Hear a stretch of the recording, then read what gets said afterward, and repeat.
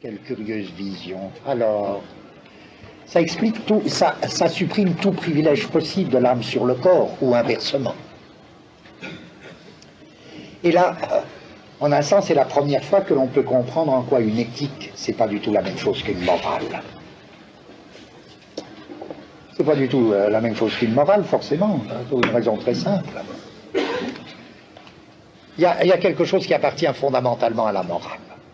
C'est l'idée d'une raison inverse, d'une règle inverse dans le rapport de l'âme et du corps. Forcément, puisque la morale, elle est inséparable d'une espèce de hiérarchie, ne serait-ce que la hiérarchie des valeurs. Il faut que quelque chose, il n'y a pas de morale si quelque chose ne vaut pas mieux qu'autre chose. Il n'y a pas de morale de tous vaut. Il n'y a pas de morale de tout est égal. Bizarrement, je dirais, il y a une éthique de tout est égal. Et ça, on peut le voir, on le verra bien après. Je dis, il n'y a pas de morale de tous vaut, tout est égal. Il faut une hiérarchie des valeurs pour la morale.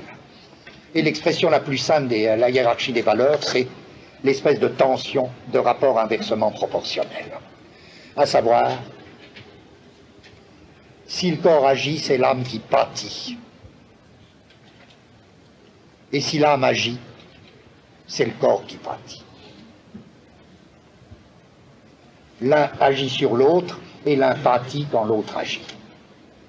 Si bien que l'effort du sage, c'est faire obéir le corps. Ça va tellement loin, ça, que c'est presque un axiome de toutes les morales de l'époque, au XVIIe siècle. Par exemple, Descartes, il écrit un gros livre qui s'appelle le traité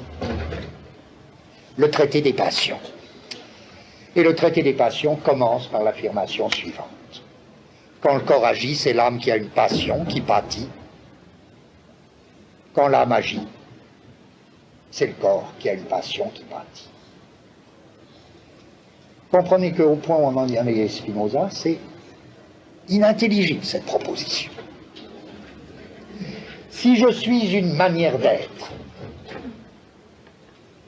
qui s'exprime également comme manière de l'étendue et comme manière de la pensée, c'est-à-dire comme corps et comme âme, ou bien mon corps et mon âme pâtissent également, ou bien ils agissent également. Jamais on n'a mieux soudé le destin de l'homme au corps.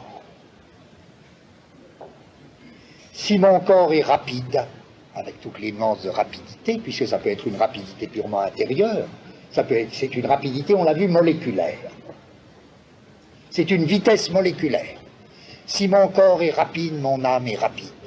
Si mon corps est lent, mon âme est lente. Et peut-être il est bon tantôt que mon âme soit lente, tantôt rapide.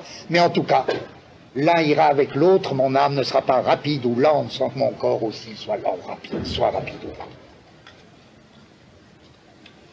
En d'autres termes, vous aurez toujours les deux à la fois. Vous ne pourrez jamais jouer de votre âme sur votre corps et de votre corps sur votre âme. Jamais. L'un et l'autre sont la même manière exprimée dans deux attributs. Donc renoncez à parier sur l'un contre l'autre. Pas la peine d'essayer, ça marchera jamais comme ça. Et alors j'en reviens à ceci. D'où vient ce cri? L'étonnant, c'est le corps, qui a bien l'air de démentir le parallélisme. Vous voyez pourquoi ça s'appelle le parallélisme. En effet, deux modes d'attributs différents, corps de l'étendue, âme dans la pensée, deux corps d'attributs différents, les attributs sont strictement indépendants et égaux, donc parallèles, et c'est la même modification qui s'exprime dans un mode et dans l'autre. Bon. Mais alors, comment est-ce qu'il peut nous dire l'étonnant, c'est le corps, qui semble ériger un modèle du corps? Vous ne savez même pas ce que peut un corps. Qu'est-ce qu'il veut? Vous ne savez même pas ça. On ne sait pas. En effet, les choses prodigieuses qu'un bébé, un alcoolique ou un somnambule peuvent faire, quand leur raison est assoupie, quand leur conscience est endormie. Vous ne savez même pas ce que peut un corps. Ça ne va pas avec tout ce qui précède. Si, ça va évidemment très bien. S'il est en train de nous dire, vous voyez, il est en train de nous dire quelque chose de très important. Il est en train de nous dire, le corps dépasse la connaissance que vous croyez en avoir. Votre corps dépasse infiniment la connaissance que vous croyez en avoir, évidemment, puisque vous ne savez même pas que le corps n'est qu'une manière d'être de l'étendue.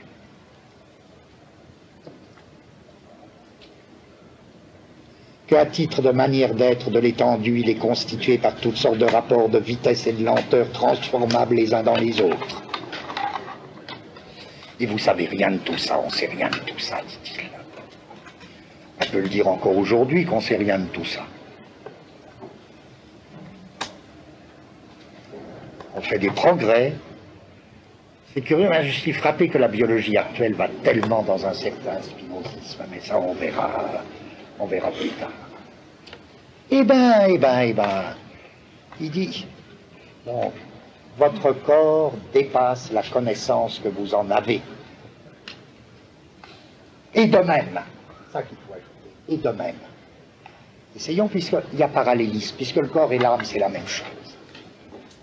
Eh bien, de même, votre âme dépasse infiniment la conscience que vous en avez. Tout ça, c'est dirigé tout droit contre Descartes, évidemment. De même que votre corps, mais il fallait passer par le corps pour comprendre ce qu'il voulait dire, d'où la phrase « l'étonnant, c'est le corps ». On ne sait même pas ce que peut un corps.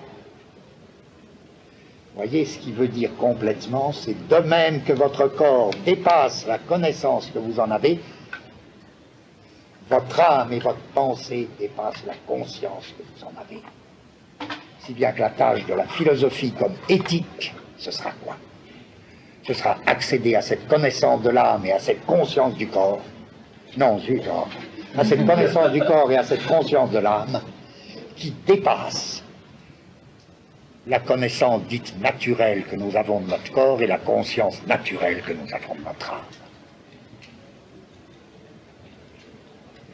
Il faudra aller jusqu'à découvrir cet inconscient de la pensée et cet inconnu du corps. Et les deux ne font qu'un. L'inconnu du corps et l'inconnu du corps et l'inconscient de la pensée.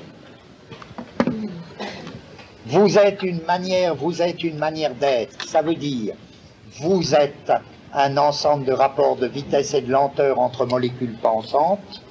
Vous êtes un ensemble de rapports de vitesse et de lenteur entre molécules étendues. Et tout ça, c'est l'inconnu du corps et c'est l'inconscient de la pensée. Alors bon, comment il va s'en tirer, lui? D'où je peux passer à un second problème